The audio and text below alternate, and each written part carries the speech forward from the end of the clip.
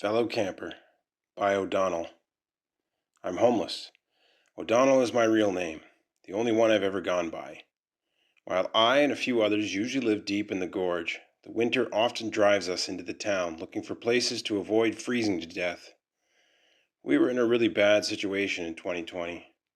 COVID shut a lot of doors, and the shack we'd built had been demolished by the city without warning. A storm hit soon after, and we were struggling just to make it out of the forest. "We're going to die," I told Percy, my dog. There were 4 of us, including Percy, 3 people, 1 canine. "We could try an overpass," Mula said, sadly. I shook my head. She knew we'd get killed by the druggies that live there regularly. They'd pile into the alcoves and fill it with cardboard and blankets and be more than warm. We could do the same if they wouldn't kill us, but they would. They called us homeless like they weren't and thought we were lesser than them. But we were much the same, an older version, the future. Maybe that's why they hated us. "There's one other place," Verge said. "No," Mula interrupted. "But no," she was firm. "Look," I said, "if there's a place, it's better than dying." "The overpass is better," she said. Verge shook his head now. "We won't make it to the overpass. We don't have a choice." It was then the scout house was brought up.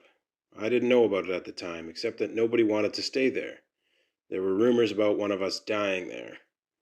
The choice seemed obvious. Rumors of death versus, for sure, death under the overpass.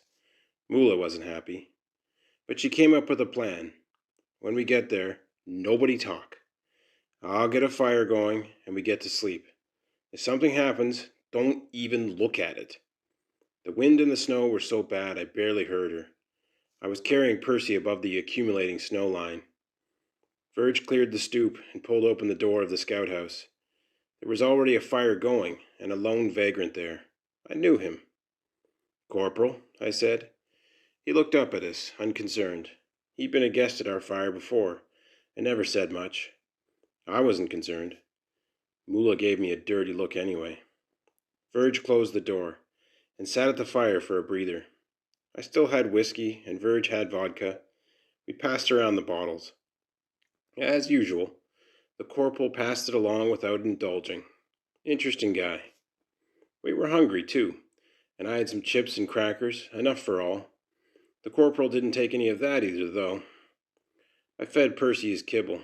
A little drunk, full enough and warm. We do what we do most of the time. Wait. It's one of the cruelties of being homeless.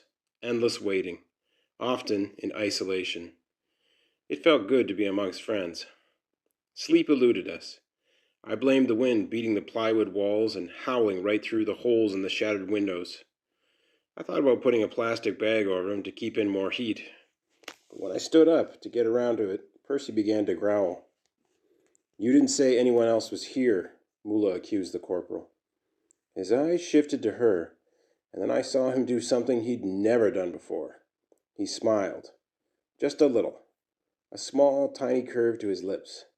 It's unsettling when someone gives you a look you've never seen them wear before, like you don't even know them. Mula's eyes got real big then, because she'd forgotten her own advice. Don't talk. Go to sleep. The corporal had thrown everybody off because he seemed okay.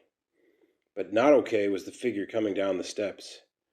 Mula pointed both index fingers at the fire and then gave the same signal to Verge.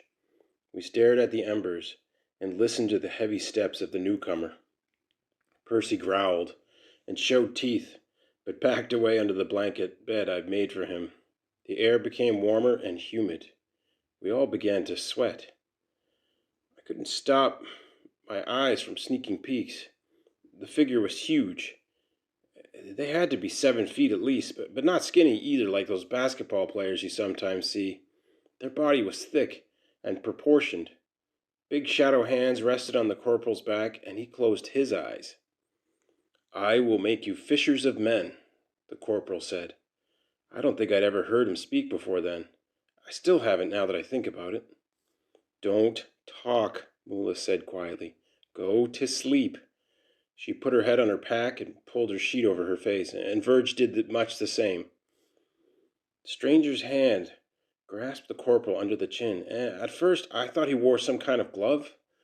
There were glossy claws tipping each gray-skinned finger. "This is my body, broken for you," the corporal said next, and the claws pierced his face. He didn't react, and still held his knowing smile. Bits of flesh were cut from his face and dropped into his hands. I was the only one watching this unfold. The corporal presented pieces of his own face to me. "You want me to eat?" I stuttered.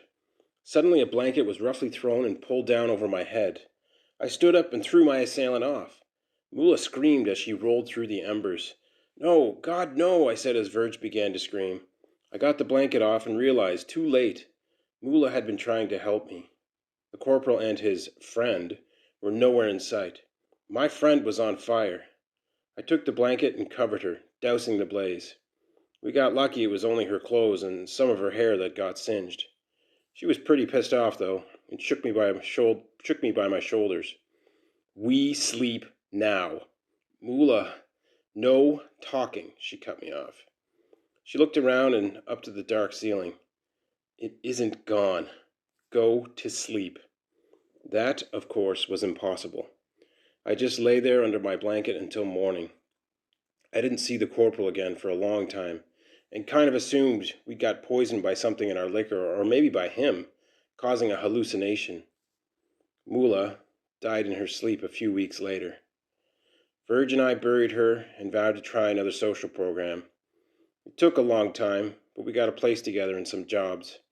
Verge is in school. Percy's still with us. I didn't think of the scout house again until I stumbled across your channel. Maybe the weirdest part about all of this is I saw the corporal again after sending you my email. He was outside my window and across the street. I went out to confront him, but he was gone before I got there.